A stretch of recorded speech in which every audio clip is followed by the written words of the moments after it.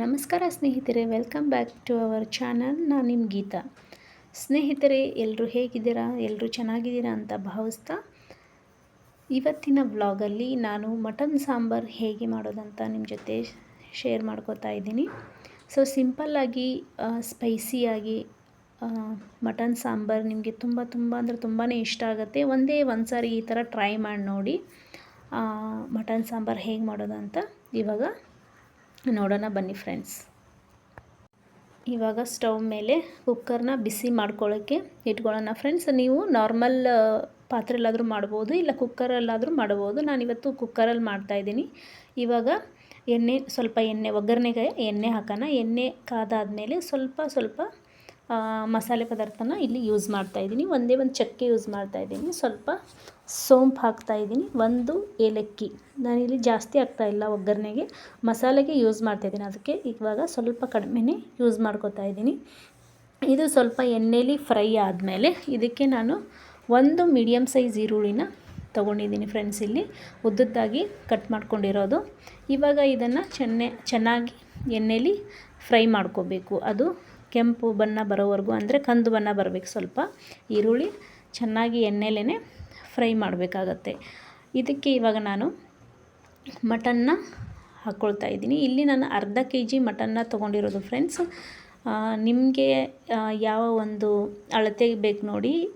ಅಂದರೆ 1 kg mutton ಮಾಡಿದ್ರೆ ಸ್ವಲ್ಪ ಮಸಾಲೆ ಜಾಸ್ತಿ ಹಾಕ್ಕೋಬೇಕಾಗತ್ತೆ. ನಾನಿಲ್ಲಿ ಅರ್ಧ kg ಮಟನ್ನ ತೊಗೊಂಡಿದ್ದೀನಿ. ನಾನು ಏನೇನು ಮಸಾಲೆ ಯೂಸ್ ಮಾಡ್ತೀನಿ ಸೊ ಅಷ್ಟು ಮೆಜರ್ಮೆಂಟಲ್ಲಿ ಯೂಸ್ ಮಾಡಿದರೆ ಸಾಕಾಗುತ್ತೆ. ಇವಾಗ ಇದನ್ನು ನಾವು ಎಣ್ಣೆಯಲ್ಲಿ ಚೆನ್ನಾಗಿ ಮಿಕ್ಸ್ ಮಾಡ್ಕೋಬೇಕಾಗತ್ತೆ. ಇದಕ್ಕೆ ಸ್ವಲ್ಪ ಇವಾಗ ಒಂದು 2 ನಿಮಿಷ ಎಣ್ಣೆಲಿ ಕಲಸಿದಾದಮೇಲೆ ಸ್ವಲ್ಪ ಅರಿಶಿನ ಮತ್ತು ಉಪ್ಪು, ನಾವು ಉಪ್ಪನ್ನು ಆಮೇಲೆನೂ ಸಾಂಬಾರಿಗೆ ಸೇರಿಸ್ಕೊಳ್ಳೋಣ. ಬಟ್ ಇಲ್ಲಿ ಇದು ಸ್ವಲ್ಪ ಬೇಯೋದಕ್ಕೋಸ್ಕರ ಉಪ್ಪು ಮತ್ತು ಅರಿಶಿನ ಹಾಕಿ ಚೆನ್ನಾಗಿ ಮಿಕ್ಸ್ ಮಾಡ್ಕೋಬೇಕಾಗತ್ತೆ. ಇದಕ್ಕಿವಾಗ ಮಿಕ್ಸ್ ಆದಮೇಲೆ ಸ್ವಲ್ಪ ಕೊತ್ತಂಬರಿ ಮತ್ತು ಪುದೀನ ಕೂಡ ಹಾಕ್ಕೊಂಡು ಚೆನ್ನಾಗಿ ಮಿಕ್ಸ್ ಮಾಡ್ಕೊಳ್ಳಿ ಫ್ರೆಂಡ್ಸ್. ಇದು ಚೆನ್ನಾಗಿ ನೀರು ಬಿಟ್ಕೋಬೇಕು. ಇದನ್ನು ಇವಾಗ ಒಂದು 10 ನಿಮಿಷ ಇಲ್ಲ ಅಂದರೆ 15 ನಿಮಿಷ ಅಷ್ಟು ಬೇಯೋದಕ್ಕೆ ಬಿಟ್ಬಿಡೋಣ. ಇದನ್ನು ಸೈಡಲ್ಲಿಟ್ಟು ಇವಾಗ ನಾವು ಮಸಾಲೆ ಪದಾರ್ಥಗಳನ್ನು ಹುರ್ಕೊಳ್ಳೋಣ ಫ್ರೆಂಡ್ಸ್. ಇವಾಗ ನಾನು ಒಂದು ಸ್ವಲ್ಪ ಏಲಕ್ಕಿ, ಲವಂಗ, ಚಕ್ಕೆ, ಸ್ವಲ್ಪ ಸೋಂಪು ಇದನ್ನು ಅಷ್ಟನ್ನು ಹಾಕಿ ಸ್ವಲ್ಪ ಎಣ್ಣೆಯಲ್ಲಿ ಫ್ರೈ ಮಾಡ್ಕೊಳ್ತೀನಿ ಫ್ರೆಂಡ್ಸ್. ಇದೆಲ್ಲ ಮಸಾಲೆ ರುಬ್ಕೊಳ್ಳೋದಕ್ಕೆ ನಾನಿವಾಗ ಫ್ರೈ ಮಾಡ್ಕೊಳ್ತಾ ಇರೋದು. ಇದನ್ನು ಇವಾಗ ಸ್ವಲ್ಪ ಫ್ರೈ ಆದಮೇಲೆ ತೆಗೆದು ಇವಾಗ ನಾನು ಒಗ್ಗರಣೆಗೂ ಮೀಡಿಯಮ್ ಸೈಜ್ ಈರುಳ್ಳಿ ಯೂಸ್ ಮಾಡಿದ್ದೆ ಫ್ರೆಂಡ್ಸ್. ಇಲ್ಲಿನೂ ಸಹ ಒಂದು ಮೀಡಿಯಮ್ ಸೈಜ್ ಈರುಳ್ಳಿ ಮತ್ತು ಎರಡು ಹಸಿರು ಮೆಣಸಿನ್ಕಾಯಿ ಯೂಸ್ ಮಾಡ್ಕೊಳ್ತಾ ಇದ್ದೀನಿ. ನಿಮಗೆ ಜಾಸ್ತಿ ಖಾರ ಬೇಕಂದರೆ ನೀವು ಜಾಸ್ತಿನೂ ಹಾಕ್ಕೋಬೋದು. ನಾನಿಲ್ಲಿ 2 ರಿಂದ 4 ಹಸಿರು ಮೆಣಸಿನ್ಕಾಯಿ ಹಾಕ್ಕೊಂಡಿದ್ದೀನಿ ಫ್ರೆಂಡ್ಸ್. ಅದೂ ಕೂಡ ಚೆನ್ನಾಗಿ ಎಣ್ಣೆಲಿ ಫ್ರೈ ಆಗಬೇಕು. ಈ ಥರ ಸ್ವಲ್ಪ ಎಣ್ಣೆ ಹಾಕಿ, ನಾವೇನು ಫಸ್ಟಿಗೆ ಎಣ್ಣೆ ಹಾಕ್ಕೊಂಡಿರ್ತೀವಲ್ಲ ಸೊ ಅದೇ ಎಣ್ಣೆಲಿ ನಾವು ಮಸಾಲೆ ಪದಾರ್ಥಗಳನ್ನು ಇವಾಗ ಚೆನ್ನಾಗಿ ಫ್ರೈ ಮಾಡ್ಕೋಬೇಕಾಗತ್ತೆ. ಇವಾಗ ಈರುಳ್ಳಿ ಮತ್ತು ಮೆಣಸಿನ್ಕಾಯಿನೂ ಫ್ರೈ ಆಯಿತು. ಇವಾಗ ಒಂದು ಮೀಡಿಯಮ್ ಸೈಜ್ ಟೊಮೊಟೊ ಹಾಕ್ಕೊಂಡಿದ್ದೀನಿ ಫ್ರೆಂಡ್. ಟೊಮೊಟೊನೇ ಜಾಸ್ತಿ ಹಾಕ್ಕೋಬೇಡಿ, ಸಿಹಿ ಆಗಿಬಿಡುತ್ತೆ ಮಟನ್ ಸಾಂಬಾರು. ಸೊ ಚಿಕ್ಕದು ಒಂದಾದರೆ ಸಾಕಾಗುತ್ತೆ. ಅದನ್ನು ಸಹ ನಾನಿವಾಗ ಫ್ರೈ ಮಾಡ್ಕೊಂಡು ಸಪ್ರೇಟಾಗಿ ತೆಗೆದಿಟ್ಕೊಂಡೆ. ಇವಾಗ ಧನಿಯಾ 1 ಬಟ್ಲಷ್ಟು, ಅಂದರೆ 2 ರಿಂದ 3 ಸ್ಪೂನಷ್ಟು ಧನಿಯಾನ ಹಾಕಿ ಚೆನ್ನಾಗಿ ಫ್ರೈ ಮಾಡ್ಕೊತಾ ಇದ್ದೀನಿ. ಧನಿಯಾ ಪೌಡರ್ನ ಯೂಸ್ ಮಾಡ್ಕೋಬೋದು, ಬಟ್ ಇಲ್ಲಿ ಧನಿಯಾನ ಯೂಸ್ ಮಾಡ್ತಾಯಿದ್ದೀನಿ, ಅಂದರೆ ಧನಿಯಾ ಬೀಜಗಳನ್ನ ನಾನು ಯೂಸ್ ಮಾಡ್ತಾಯಿದ್ದೀನಿ. ಸೊ ನಾನು ಏನೇನೆಲ್ಲ ಫ್ರೈ ಮಾಡ್ಕೊಂಡಿದ್ನಲ್ಲ ಫ್ರೆಂಡ್ಸ್, ಅದನ್ನೆಲ್ಲ ಇವಾಗ ಮಿಕ್ಸಿ ಜಾರಿಗೆ ಹಾಕ್ಕೊಳ್ತಾ ಇದ್ದೀನಿ. ಧನಿಯಾ, ಟೊಮೊಟೊ, ಮೆಣಸಿನ್ಕಾಯಿ ಮತ್ತು ಚಕ್ಕೆ, ಲವಂಗ, ಈರುಳ್ಳಿ ಮತ್ತು ಇಲ್ಲಿ ಇವಾಗ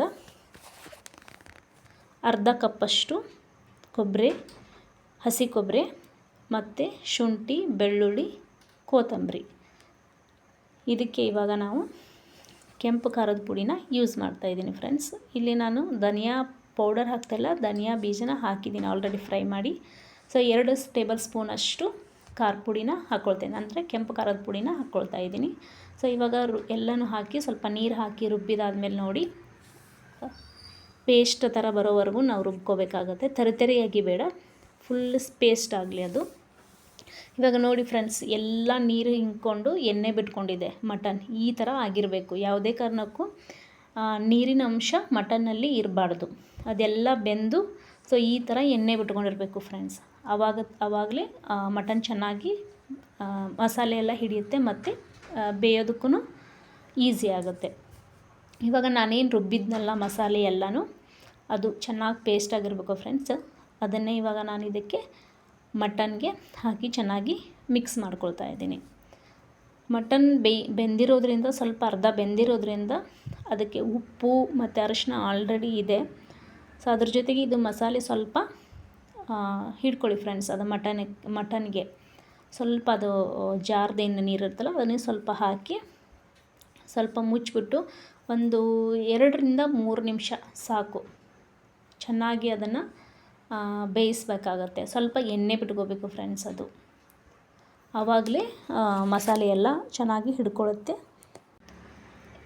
ಇವಾಗೆಲ್ಲ ಸ್ವಲ್ಪ ಅದನ್ನು ಬೇಯಕ್ಕೆ ಬಿಟ್ಬಿಡೋಣ. ಅಲ್ಲಿವರೆಗೂ ಸೈಡಲ್ಲಿ ನಾವು ಇನ್ನೊಂದು ಗ್ಯಾಸ್ ಸ್ಟವ್ ಮೇಲೆ ನೀರನ್ನು ಬಿಸಿ ಮಾಡ್ಕೊಳ್ಳೋಕ್ಕೆ ಇಟ್ಕೊಳ್ಳಿ ಫ್ರೆಂಡ್ಸ್. ನೋಡಿ ಇವಾಗ ಸ್ವಲ್ಪ ಎಣ್ಣೆ ಬಿಟ್ಕೊಂಡಿದೆ ಮಸಾಲೆಯಲ್ಲಿ. ಇವಾಗ ನಾನು ಸೈಡಲ್ಲಿ ನನಗೆ ಎಷ್ಟು ಗ್ರೇವಿಗೆ ಅಂದರೆ ಸಾಂಬಾರಿಗೆ ಅಥವಾ ಗ್ರೇವಿ ನೀವು ಎರಡೂ ಇದು ಮಾಡ್ಕೋಬೋದು. ಸಾಂಬಾರಾದರೂ ಮಾಡ್ಕೋಬೋದು, ಸ್ವಲ್ಪ ಗ್ರೇವಿನಾದರೂ ಮಾಡ್ಕೋಬೋದು. ಸ್ವಲ್ಪ ಬಿಸಿನೀರನ್ನೇ ಹಾಕ್ಕೊಳ್ಳಿ, ಅಂದರೆ ಚೆನ್ನಾಗಿ ಬೇಯುತ್ತೆ ಮಟನ್ನು. ತಿನ್ನೋದಕ್ಕೂ ಟೇಸ್ಟು ಚೆನ್ನಾಗಿರುತ್ತೆ. ತಣ್ಣನೆ ನೀರನ್ನು ಹಾಕಬೇಡಿ. ಇವಾಗ ಬಿಸಿ ನೀರನ್ನು ಹಾಕಿ ನಮಗೆ ಇವಾಗ ಉಪ್ಪನ್ನು ಚೆಕ್ ಮಾಡ್ಕೊಳ್ಳಿ. ನಾನು ಫಸ್ಟಿಗೆ ಉಪ್ಪನ್ನು ಹಾಕಿದ್ದೆ. ಇವಾಗ ಈ ಹಂತದಲ್ಲಿ ಉಪ್ಪನ್ನು ಚೆಕ್ ಮಾಡಿಕೊಂಡು ರುಚಿಗೆ ತಕ್ಕಷ್ಟು ಉಪ್ಪು ಹಾಕಿ ನಾವು ಇವಾಗ ಲಿಡ್ನ ಕ್ಲೋಸ್ ಮಾಡಿಬಿಡ್ಬೇಕಾಗತ್ತೆ ಫ್ರೆಂಡ್ಸ್. ಇವಾಗ ಎಲ್ಲನೂ ಹಾಕಿ ಮಸಾಲೆ ಎಲ್ಲ ರೆಡಿ ಆಯಿತು, ಸಾಂಬಾರನ್ನು ರೆಡಿ ಆದಂಗೆ ಇವಾಗ ನಾನು ಇಲ್ಲಿ 4ರಿಂದ 5 ವಿಸಲ್ನ ಹಾಕ್ತೀನಿ ಫ್ರೆಂಡ್ಸ್. ಅದು ಚೆನ್ನಾಗಿ ಕುದಿಬೇಕು. 2 ವಿಸಲ್ 3 ವಿಸಲ್ ಬೇಡ, ಸೊ 4ರ ಮೇಲೇ ಇರಲಿ. ಸೊ ಇವಾಗ ನೋಡಿ ಫ್ರೆಂಡ್ಸ್, ನಮ್ಮ ಮಟನ್ ಸಾಂಬಾರು ರೆಡಿ ಫ್ರೆಂಡ್ಸ್. ನಿಜ ಹೇಳ್ತೀನಿ, ನಾನು ಒಂದೇ ಒಂದು ಸರಿ ಈ ರೀತಿ ಟ್ರೈ ಮಾಡಿ, ಈ ಮೆಥಡಲ್ಲಿ ಟ್ರೈ ಮಾಡಿ, ನಿಮಗಂತೂ ತುಂಬ ಅಂದರೆ ತುಂಬಾ ಇಷ್ಟ ಆಗುತ್ತೆ ಈ ಒಂದು ರೆಸಿಪಿ. ಮಟನ್ ಸಾಂಬಾರು ಮಾಡಿ ನನಗೆ ಕಮೆಂಟ್ ಮೂಲಕ ತಿಳಿಸಿ ಫ್ರೆಂಡ್ಸ್. ಮತ್ತು ನಾನು ತುಂಬ ದಿನ ಆದಮೇಲೆ ಮತ್ತೆ ವ್ಲಾಗನ್ನು ಅಪ್ಲೋಡ್ ಮಾಡ್ತಾಯಿದ್ದೀನಿ. ನಿಮ್ಮೆಲ್ಲರ ಸಪೋರ್ಟು ನನಗೆ ಬೇಕಾಗುತ್ತೆ ಫ್ರೆಂಡ್ಸ್. ಯಾರೆಲ್ಲ ನನ್ನ ಚಾನಲ್ನ ನೋಡ್ತಾ ಇದ್ದೀರಾ, ಪ್ಲೀಸ್ ಲೈಕ್ ಮಾಡಿ, ಶೇರ್ ಮಾಡಿ, ಹಾಗೆ ಸಬ್ಸ್ಕ್ರೈಬ್ ಮಾಡ್ಕೊಳ್ಳೋದನ್ನು ಮಾತ್ರ ಮರಿಬೇಡಿ. ಮತ್ತು ನಾನು ಮುಂದಿನ ವ್ಲಾಗಲ್ಲಿ ಒಂದೊಳ್ಳೆಯ ರೆಸಿಪಿ ಆಗಲಿ, ಡೇ ವ್ಲಾಗ್ ಆಗಲಿ, ಸೊ ಮತ್ತೆ ನಿಮ್ಮ ಜೊತೆ ನಾನು ಸಿಗ್ತೀನಿ. ಈ ಒಂದು ರೆಸಿಪಿ ನಿಮಗೆ ಇಷ್ಟ ಆದರೆ ಪ್ಲೀಸ್ ಲೈಕ್ ಮಾಡಿ.